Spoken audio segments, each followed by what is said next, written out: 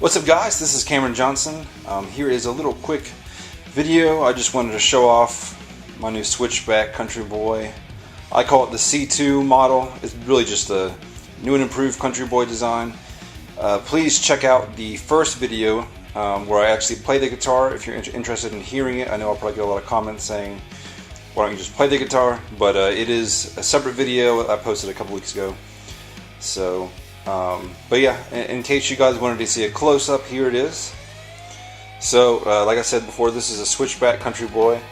This is the new improved sort of redesigned model with some slight changes. I'm gonna try to explain them all, but undoubtedly I'll forget probably a large majority of them. But anyway, we have start with the neck, maple neck, compound radius fretboard. I think it starts out at 10 inches and then gets larger as we go to the end of the neck. I might be incorrect on that, but I believe it is a compound radius. We have some stainless steel frets.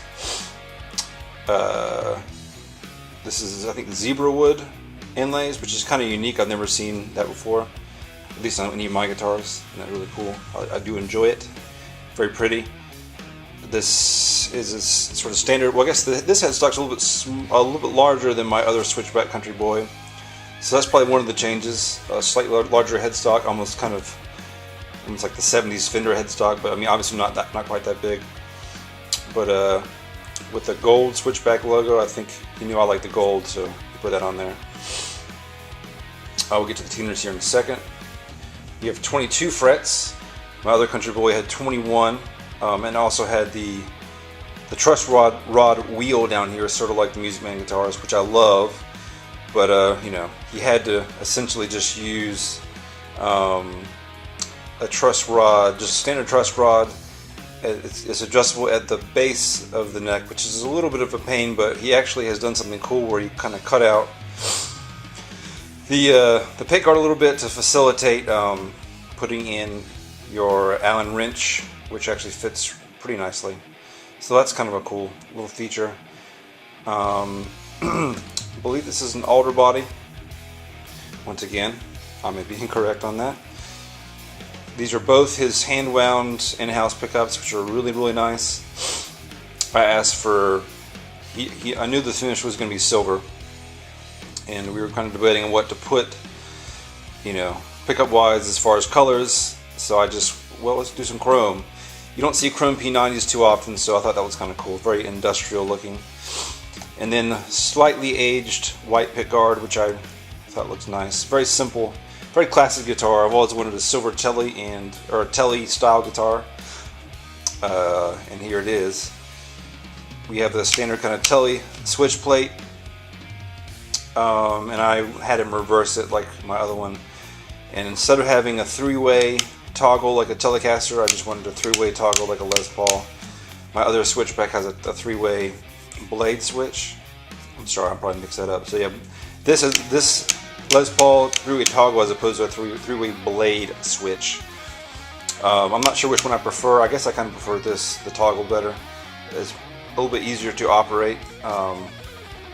The blade switch, especially when it is parallel to the neck of the guitar, it's hard to kind of get when you're playing live. Almost would have preferred a perpendicular one, but you couldn't actually fit the pot in there, so this is what we came up with. Push-pull tone pot to split the bridge humbucker.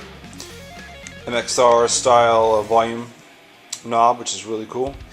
And instead of having the 6-screw Goto bridge, this is actually a 2-point tremolo by Hipshot, which is a really, really nice trim.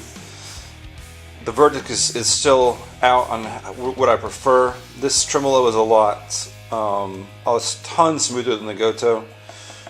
A lot smoother, but I kind of like the Goto because it's a little bit stiffer. Go figure. You know, I guess I can't ever win. My opinions change, but I mean, I could be happy with either one. I'm not really that picky. And another kind of neat design, we have sort of like a vintage Telly style kind of cup input or output jack. Not input jack, output jack. Anyway, common misconception. Here's the back of the guitar. The most notable thing, the most obvious thing you're going to notice is this has a 2-bolt neck joint as opposed to the typical 4-bolt. Kind of resembles like an Ibanez all-access neck joint in the sense that it's nice and contoured. I never put a back plate on my guitars, so we've just left that undrilled. Maple neck with a skunk stripe, which I like a lot. This is an unfinished neck as well. And hip shot tuners to finish this guy off, which are awesome. I love hip shot. I think it's the way to go now. I really do. As far as the neck joint, there's some special mojo going on in here. I'm not sure if Mike wants me to mention it, so I'm not going to tell you exactly what it is. Let's just say there's more to this than what you see on the surface, and this is actually an incredibly stable neck joint. The bolts are really just to hold in place what else is going on.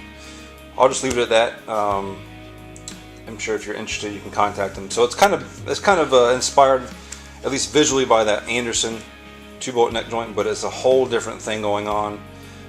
They use 2 different sort of, I guess you could say, principles as far as keeping it aligned and securing it to the body. So totally different, very unique, I think.